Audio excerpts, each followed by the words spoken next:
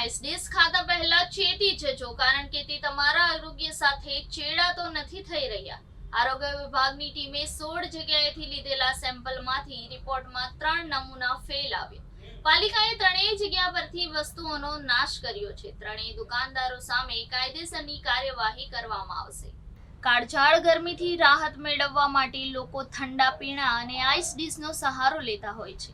Ice ડીશના કેટલાક વિક્રેતાઓ દ્વારા વધુ કમાણી કરી લેવાની લહાઈમાં હલકી કક્ષાના ડ્રાયફ્રૂટ, એસેન્સ, કલર સહિત ક્રીમ તેમજ બરફ ગોળાનો ઉપયોગ કરાતો હોવાની ફરિયાદના પગલે સુરત મહાનગરપાલિકાના આરોગ્ય અને ફૂડ વિભાગની ટીમ દ્વારા શહેરના 16 જેટલા આઈસ ડીશના વિક્રેતાઓને ત્યાં તપાસ હાથ ધરી અલગ અલગ નમૂનાઓ લેવામાં આવ્યા હતા, જે તમામ નમૂનાઓ પબ્લિક હેલ્થ લેબોરેટરી ખાતે મોકલી આપવામાં આવ્યા હતા, જેમાં આજે 3 રિપોર્ટ ફેલ આવતા આરોગ્ય વિભાગ દ્વારા કાર્યવાહી કરવામાં આવી રહી છે.